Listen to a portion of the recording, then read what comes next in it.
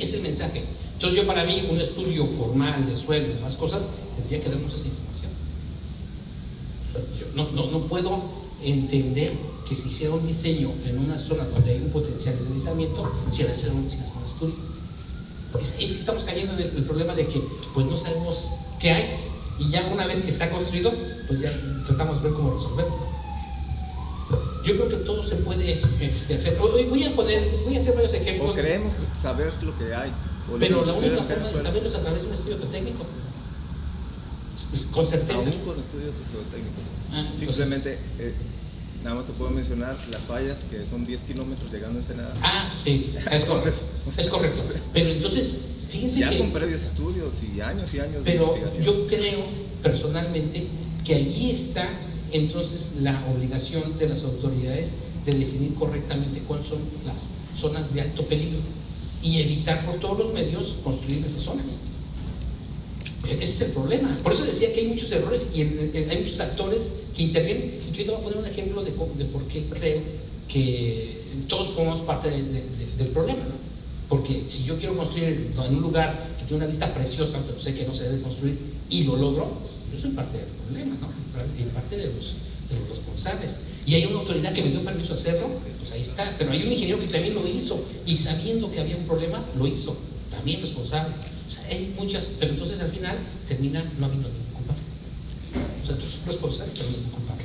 Y eso ahorita vamos aquí. Bueno, ahorita vamos a seguir hablando de eso y a ver si al término de esa siguiente plática sacamos una serie de conclusiones antes de empezar a trabajar con los espectros, ¿no? Que el tema son los espectros.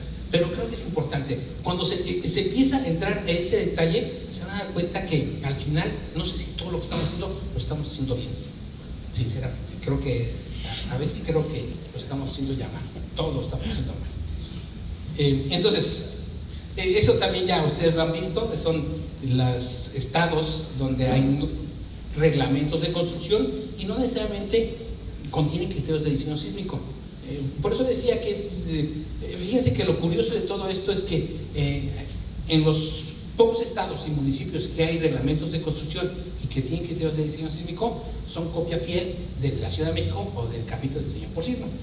Eso de alguna manera nos da tranquilidad porque sabemos que lo que estamos haciendo pues lo estamos usando.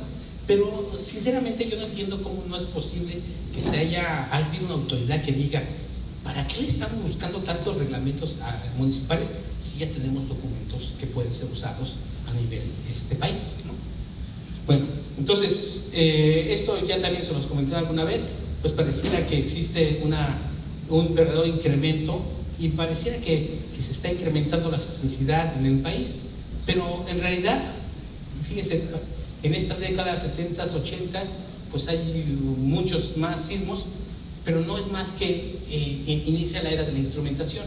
Entonces, cuando empieza la instrumentación, pues tenemos la posibilidad de ver sismicidad donde antes no veíamos, porque hace muchísimos años, pues la sismicidad era nada más el haber visto registros históricos por periódicos en donde pues se reportaba que hubo un sismo y de ahí se calculaba o se estimaba la magnitud o intensidad. Cuando entra la instrumentación, pues ya tenemos la posibilidad de poder determinarla más. Y entonces, si se dan cuenta, pues sí, la verdad es que hay una sismicidad extraordinaria en todas partes, ¿no? Impresionante. Y en zonas donde pensamos que no haya sismicidad, pues resulta que hay sismicidad importante, ¿no? Fíjense aquí en Nuevo León, aquí en Bavispe, en la zona de Bavispe, donde en el 2008 quitamos esa zona y nos regañaron y lo volvimos a poner, pero la actividad sísmica es importante. Aunque es un sismo con periodos de retorno muy lejanos, pero en 1887 ocurrió un sismo en 74 y destruyó toda la zona. Entonces, ¿por qué se ha instrumentado? Bueno, hay empresas, sobre todo el sector energético que tiene en todas partes instalaciones, pues ha decidido que cada vez que va a instalar una termoeléctrica o una central ciclo combinado, instrumenta y durante algunos años está monitoreando para saber o identificar fallas. Porque muchas de esas sismicidades son relacionadas con fallas locales que se activan por muchos fenómenos. Uno de los más sonados actualmente pues es el fracking. El fracking está activando fallas y está generando sismicidad, y que la sismicidad que generan esos métodos de agrietamiento pues se pueden poner en riesgo las construcciones, sobre todo más en aquellas zonas donde en teoría no se consideran zonas sísmicas. Otro punto importante. Eso del fracking, pero ¿es un punto aislado o es sobre una falla que ya existía, que lo hizo más grande? Tengo la impresión de que el fracking lo que hacen es abrir para poder extraer el crudo o gas que está acumulado en muchas partes, porque no está en una bóveda como normalmente se suele encontrar, sino que son grietas en donde está. Entonces lo que hacen es inyectar presión para abrir y extraer el petróleo o gas, ¿no? Entonces, pero eso genera una sismicidad importante, muy alta. ¿Pero es un punto aislado? Bueno, es un punto donde se significa que pueda haber, puede haber petróleo, ¿no? Sí, pero eso no significa que haya construcciones a kilómetros y que ya se tenga que hacer. Pues resulta, el problema del fracking, me acuerdo muy bien en España que se estaba extrayendo petróleo como a unos 15, 20 kilómetros de la costa, y era a través de fracking. Y una población cercana a eso, todo el mundo empezó a sufrir movimientos y se levantó el pueblo en armas y detuvieron la extracción por fracking. Pero fueron kilómetros, muchos kilómetros, y afectaba directamente esa zona. Entonces no dudaría que sí fuera el efecto a una distancia importante, no local, sino a varios kilómetros. Sí, no, bueno, sí, es otra cosa, aquí no le damos gusto a nadie, pero sí. Bueno, entonces algo interesante de todo esto es que fíjense, en esa zona la actividad sísmica está relacionada con la extracción del agua. Todo el Bajío tiene un problema bien grave de extracción, y entonces se ha detectado una actividad sísmica inusual y relacionado precisamente con la extracción del agua. Entonces hay varias fuentes que generan ese sismo. Pero como decía, el problema de que se generen ese tipo de sismos, que aunque sea sismicidad pequeña, pues puede generar grandes daños. Este ejemplo lo pongo porque un sismo pequeñito, 5 grados en escala Richter, que aquí los tenemos todos los días, generó la destrucción de parte de un pueblo, Lorca.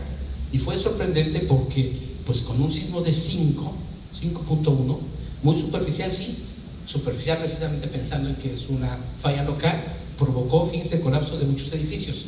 Ahora, ¿por qué razón? Bueno, eran zonas que no estaban consideradas como zonas sísmicas. Entonces, evidentemente, no se diseñaba tomando en cuenta unos criterios mínimos de diseño. Y vino un sismo que de repente ocurrió y causó este daño. Entonces, algo importante que hay que tomar en cuenta es que la sismicidad no solamente afecta a los elementos estructurales, sino también no estructurales. Pero un elemento estructural como esto, que le cae a una persona, pues lo mata, ¿no? Entonces, el objetivo es salvaguardar la vida humana. Entonces, si yo voy a poner elementos y no los voy a considerar sísmicamente, con sismos pequeñísimos puedo generar un gran problema. Pongo este ejemplo. Acuérdense que yo soy dentro del sector energético, entonces sí me interesa mucho orientar mucho mi plática hacia la zona industrial, porque ahora el objetivo de los criterios de diseño sísmico es el que se garantice la seguridad tanto del sector energético como del sector industrial, porque acuérdense que el sector industrial es el motor de una economía. Entonces, que ocurra un daño en el sector industrial puede afectar y poner en riesgo a un país. Ahí está Fukushima, ¿no? Que el efecto que tuvo Fukushima fue terrorífico, económicamente hablando, ¿no? Bueno, entonces, y que con sismos pequeños, relativamente pequeños, 5.9, pues el efecto que puede tener es importante, ¿no? Este fue en Italia, una zona donde se pensaba que también era zona con baja sismicidad, pues provocó un gran daño. Aquí algo importante es la combinación de elementos estructurales, o la forma de cómo se unen los elementos estructurales. Combinación de elementos de concreto con acero, pues hace que esto sea vulnerable a cualquier sismo, ¿no? Estos son sismos en fábricas de acero, por ejemplo el sismo de Kobe, que fue un sismo que fue muy cuantioso, no tanto por el efecto directo del sismo, sino por los efectos indirectos. Hubo muchos incendios en Kobe y eso fue muy fuerte para Kobe, ¿no? Entonces, fíjense, pareciera que a la parte industrial no pega a esto, pero sin embargo, pues el efecto que tuvo este sismo del 99 en Kocaeli, Turquía, también fue importante, aunque ya fue un sismo de 7.4. Esta es una nave industrial con un sismo pequeño, 5.9, ¿sí? También en Italia. Calderas, colapsas de racks. Fíjense que me preguntaban mucho, cuando me preguntan en la clasificación de estructuras industriales, ¿qué es un rack? Pues para nosotros un rack es una estructura de soporte de tuberías. Sin embargo, para otras personas, un rack es como un estante, ¿no?, para guardar cosas. Un Costco tiene racks donde se pone toda la mercancía. Entonces, de repente nos damos cuenta que hay que aclarar todavía más ese tipo de términos, porque si no, no estamos hablando de la misma forma. Entonces, tenemos el sismo de Japón, 2011, el efecto que tuvo, Northridge. Evidentemente, se ha mejorado mucho los criterios de diseño, porque, pues, fíjense, esta estructurita era un tanque de algún seguramente de agua, pues los elementos de apoyo pues no eran suficientes para eso. En la parte eléctrica, este es un transformador en donde se supone que están solamente colocados en rieles por sus grandes dimensiones y pesos, y sin embargo los efectos pueden ser devastadores. El hecho de que una instalación como esta salga de servicio pone en jaque al sistema eléctrico de un país. Efectos que tienen los sismos y las estructuras industriales, pues fíjense que aquí se nota claramente los efectos que vemos en clase, ¿no? El bloque de cortante claramente se ve cómo falló, el aplastamiento del concreto, los efectos en placas bases, la falla de los contravientos, pandeos locales. Lo que vemos normalmente en clases en diseño de estructuras de acero, pues lo vemos en un sismo claramente, ¿no? Y luego es difícil definir qué tipo de falla fue eso, compresión, flexocompresión, pandeo local, ¿no? Algo importante y que es uno de los grandes problemas que tenemos como país es la falta de mantenimiento. Normalmente cuando tenemos falta de mantenimiento, pues lo único que estamos haciendo es abrir las puertas para que cualquier sismo que venga, pues nada más nos mueva toda la sala, ¿no? Entonces, un problema, y ahorita lo vamos a ver en uno de los ejemplos que les voy a presentar. Entonces, en nuestro caso, en el caso particular de México, por ejemplo, el sismo del 95 puso en jaque al sistema eléctrico porque falló la termoeléctrica más grande de México, que es la de Manzanillo, y esa termoeléctrica estuvo detenida durante muchos meses. Entonces, los daños en sí, esta es una subestación, los daños en sí no fueron tan graves. Bueno, fueron muy costosos, pero no tan graves porque se puede reponer. Sin embargo, en esas naves industriales, en esas naves gigantescas, están los turbogeneradores.